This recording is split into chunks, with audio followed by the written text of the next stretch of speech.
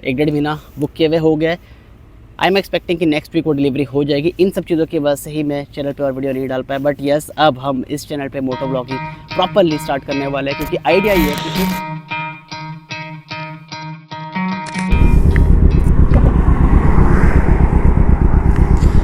What's fresh everyone, welcome back to the channel. और काफ़ी time से वीडियो नहीं आई है चैनल पे, I know about it, but काफ़ी सारी नई हैपनिंग्स चल रही थी लाइफ में और काफ़ी सारे नए अपडेट्स होने वाले हैं लाइफ में। तो आई थॉट कि एक ब्रेक लेते हैं, सारी चीज़ें सॉर्ट करते हैं और उसके बाद वापस आते हैं चैनल पे और बात करते हैं आप लोगों से। अब दो चीज़ें हैं जो मेरे को आज आपको अपडेट करनी है। Number 1, Aprilia RS 457। Yes guys, काफ़ी ज़्यादा हाइप है बाइक की और आई थिंक जितने भी लोग अप्रिलिया RS 457 को लेने की कोशिश कर रहे हैं या ले चुके हैं, उनके लिए वीडियो काफ़ी इंपॉर्टेंट होने वाली है। सो प्री हाइप बहुत ज़्यादा थी अप्रिलिया RS 457 की और ये चीज़ समझ में आ गई थी कि ये काफ़ी अच्छी तरह से एंटर होने वाली है इंडियन मार्केट में और सेगमेंट किलर भी हो सकती है इंडियन मार्केट में। तो ये सब देखते हुए मैंने अप्रैल 7 को अप्रिलिया के शोरूम पे जाके आई बुक द बाइक, 10,000 रुपये दिए and I book the bike. और अब मैं वेट कर रहा था अपनी टेस्ट ड्राइव का और डिलीवरी का। काफ़ी टाइम इसमें लगा, मुझे बताया गया कि 1.5 से 2 महीने की कम से कम आपको वेटिंग यहाँ पर करनी पड़ेगी और इतना टाइम आपको वेट करना पड़ेगा बाइक के लिए।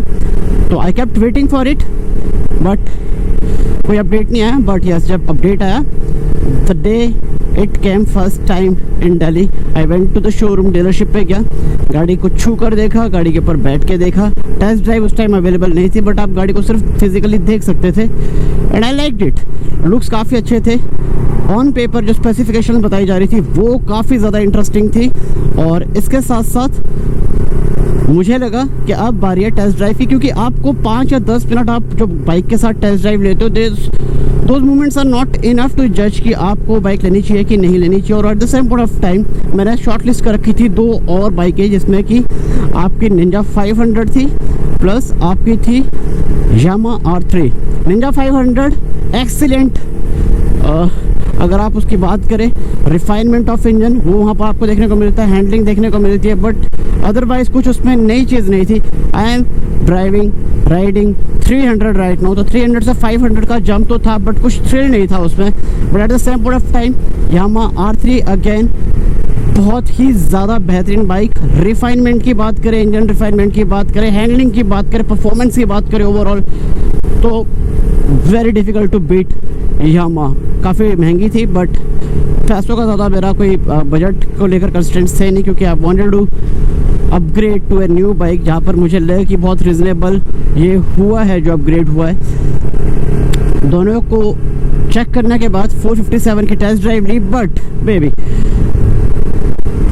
टेस्ट ड्राइव के बाद सारी चीज़ें अब थोड़ी सी हिलने लगी और कहीं ना कहीं मुझे लगने लगा कि अप्रिलिया जो ऑन पेपर बहुत ज़्यादा इंटरेस्टिंग बाइक दिख रही है, सेगमेंट किलर दिख रही है, 457 सीसी के इंजन के साथ वो बीट कर रही है कावासाकी निंजा 500 को, यामा R3 को और इनफैक्ट इस सेगमेंट की सारी बाइक्स को। बट कहीं ना कहीं सी I will be very honest with you, मेरे लिए प्रोडक्ट का प्रीमियम होना बहुत ज़्यादा इंपॉर्टेंट है। Italians they are known for their detailing, Italians this guys are known for their design. Aprilia में आपको डिज़ाइन देखने को मिलेगा, बट जो मेरी सबसे बड़ी 3-4 प्रॉब्लम्स रही है टेस्ट ड्राइव के बाद जो मैंने अप्रिलिया के साथ देखी है, वो मैं आज आपके साथ शेयर करना चाहता हूँ कि मैंने अप्रिलिया क्यों कैंसिल की। यस गाइज, मैंने 7 अप्रैल को अप्रिलिया बुक की थी, बट उसके बाद 1-1.5 महीने के बाद ही मैंने जब टेस्ट ड्राइव ली आई कैंसिल दैट बुकिंग। और मैं आपको ये भी बताऊंगा कि मैंने इसके बाद अब बुक क्या किया है और कौन सी नई बाइक है जो हमारे गैराज में आने वाली है, कौन सी नई बाइक है जो हम ऑन करने वाले हैं, जिसकी डिलीवरी हमने लेनी है। सो यस, सबसे पहली चीज़ मुझे डिटेलिंग काफ़ी ज़्यादा पसंद है, मुझे प्रीमियमनेस काफ़ी ज़्यादा पसंद है और समहाउ डिटेलिंग डिज़ाइन अगर आप इसकी बात करें तो बहुत ही बेहतरीन डिज़ाइन है अप्रिलिया, बहुत ही इंटरेस्टिंग लगता है देखने में। But I was not satisfied. अगर आप RS V4 की बात करो, RS 660 की बात करो, अगर आप इन बाइक्स के साथ इसको कंपेयर करके देखते हो तो क्वालिटी ऑफ द कंपोनेंट्स, जो उस पर कंपोनेंट्स लगे, चाहे तो आप उसके हैंडल की बात करो, स्विचेस की बात करो, जो हैंडल में स्विचेस लगे हैं वो हैंडल्स, वो स्विचेस वो मुझे पसंद नहीं आया। द क्वालिटी ऑफ प्लास्टिक वो मुझे पसंद नहीं आया। जो रबड़ एलिमेंट लगे हैं वो मुझे पसंद नहीं आए। जो स्क्रूज लगे हैं थ्रू आउट द इंजन वो मुझे पसंद नहीं आए। और कहीं ना कहीं वो बहुत ही आपको एक फील देता है कि कहीं ना कहीं पैसे बचाने की कोशिश की गई है, सो दैट कि जो ये प्राइस सेगमेंट है उसके अंदर कम्प्लीटली डोमिनेट कर सके बाकी बाइक्स के साथ। तो वो मुझे पसंद नहीं आया। और दूसरी इम्पॉर्टेंट चीज़, मैं रहता हूँ गुड़गांव में। जो डीलरशिप थी गुड़गांव में नहीं थी, अवेलेबल नहीं थी, और उसके लिए मुझे 2 बार जाना पड़ा है दिल्ली में, जहाँ पर यह है ओखला, वो मेरे घर से 1-1.5 घंटा दूर है। यस गाइस, गुड़गांव में रह के मैं आपको ये बात बता रहा हूँ। तो मुझे लगा कि एक बार अगर मैं बाइक को ले लेता हूँ, कल को सर्विस या मेंटेनेंस या कोई भी प्रॉब्लम होती है, क्योंकि कंपोनेंट्स अब मेरे को समझ में आ गए थे कि कंपोनेंट्स इसके उतने अच्छे नहीं है जितने प्रीमियम होने चाहिए, considering this as a premium brand. तो वो मुझे वहाँ पर देखने को नहीं मिल रहा था। और द डिस्टेंस कि मेरे आसपास मेरे को नहीं मिल रहा है। अगर मेरे को इसकी कल सर्विस करवानी है तो मैं नहीं करवा पाऊँगा। अगर मुझे इसके साथ कल को इसको कोई दिक्कत आ जाती है स्पेयर पार्ट्स की, तो कहीं ना कहीं मुझे वो डर था कि शायद वो इतनी जल्दी अवेलेबल नहीं होगा। Plus travelling to Delhi for 3 hours for a service doesn't make any sense to me. तो एक रीज़न ये था। नेक्स्ट रीज़न जो था वो मुझे ये लगा कि मैं 300 अभी चला रहा हूँ, which is 300 cc bike. Ninja 300 is 300 cc bike. अगर मैं अपग्रेड भी कर रहा हूँ तो मुझे अपग्रेड एक ऐसी बाइक पे करनी चाहिए जहाँ पर कि मुझे थ्रिल आए, या फिर मैं कुछ टेक्निकली काफ़ी बड़ा जंप ले रहा हूँ। 300 से 450 cc में मैं जा रहा हूँ, but same parallel twin engines है। तो शायद मेरे एक्सपीरियंस में जो मैं अपनी बाइक के साथ एक्सपेक्ट कर रहा हूँ वो चीज़ मुझे नहीं मिल पाएगी। और काफ़ी सोचा इस बारे में। इनफैक्ट यामाहा R3 को भी मैंने इसीलिए ही ड्रॉप किया आइडिया। अराउंड 5.5 लाख के आसपास वो आ रही थी, 490 के आसपास मेरे को पड़ रही थी अप्रीलिया, और 5-5.5 के बीच में मुझे पड़ रही थी Ninja 500। I thought about it, और मुझे ये लगा कि ये एक मेजर प्रॉब्लम हो सकती है। बट अप्रीलिया कहीं ना कहीं मुझे वो कन्विक्शन नहीं हो रही थी कि yes this is the bike जो मुझे चाहिए। इनफैक्ट मैंने उसके लिए कुछ कंपोनेंट्स बाहर से मंगवाना भी स्टार्ट कर दिए थे, क्योंकि मुझे लगा था कि मैं बाइक ऑन करने वाला हूँ और 1-1.5 महीने में डिलीवरी होने वाली है।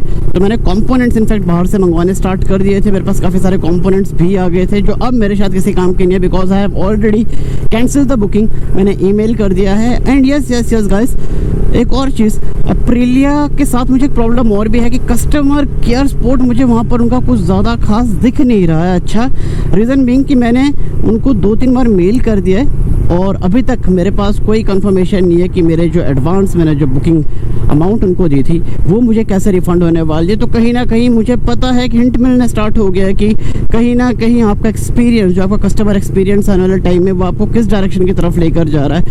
तो यस, ये मेरी समझ में आ चुका है। तो अप्रीलिया के साथ मेरे को ये 2-3 चीज़ें थी। और एक इम्पॉर्टेंट चीज़, हम जितनी भी बाइक चलाते हैं मोस्टली अगर आप देखो तो आपका जो हैंडल है और इसके आपका जो टैंक है इसके बीच में एक प्रॉपर गैप होता है, जैसे कि आप यहाँ पर देख सकते हो, राइट।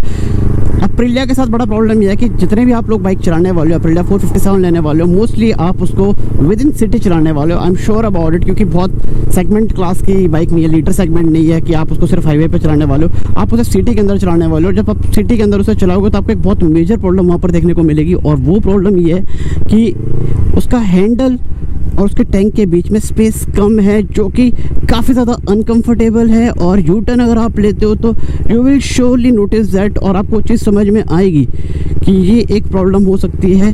कहीं ना कहीं डिज़ाइन में फॉल्ट है, कहीं ना कहीं वो चीज़ में फॉल्ट है। वो प्रॉब्लम आपको आज अगर आप कंसिडर करोगे तो आपको बाद में वो प्रॉब्लम नज़र आएगी और आपको प्रॉब्लम फेस करनी पड़ेगी, और उस टाइम हमारे पास उसका कोई भी सॉल्यूशन नहीं होगा। So yes guys, that was another reason. और ये 3-4 रीज़न से यार जो मुझे लगे कि अप्रीलिया 457 शायद मेरे लिए एक परफेक्ट बाइक नहीं होगी।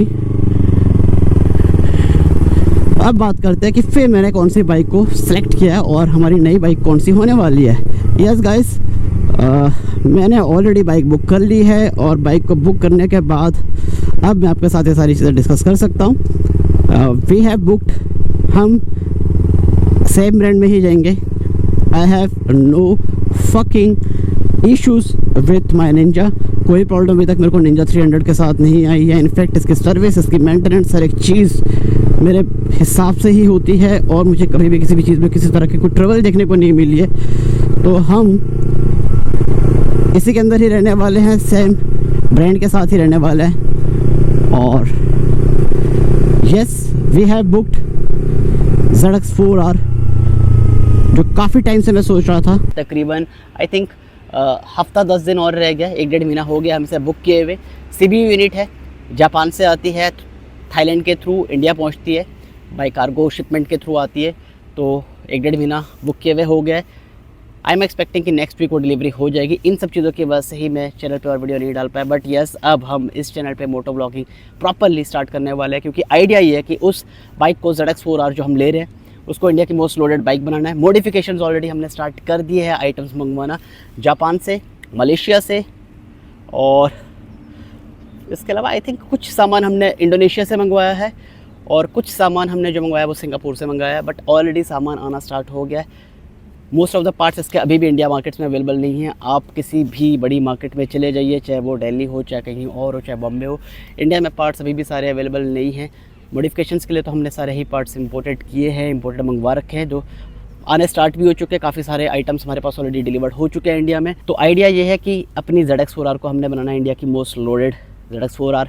और निंजा मुझे काफ़ी पसंद है यार ये बाइक, तो ड्रीम बाइक भी है। इसके साथ ही सारी चीज़ें स्टार्ट हुई है, तो मुझे लगता नहीं है कि शायद मैं इसे सेल आउट करने वाला हूँ। हम इसको शायद अपने पास ही रखने वाले हैं और इसके साथ ZX 4R सेम फैमिली में रहेगी, तो आई थिंक ज़्यादा मज़ा आएगा। सो यस, ZX 4R से रिलेटेड जितनी भी मॉडिफिकेशंस वाली वीडियो है वो आने वाली है, डिलीवरी वाली वीडियो आने वाली है। तो तब तक आपको इसी चैनल पर बने रहना है।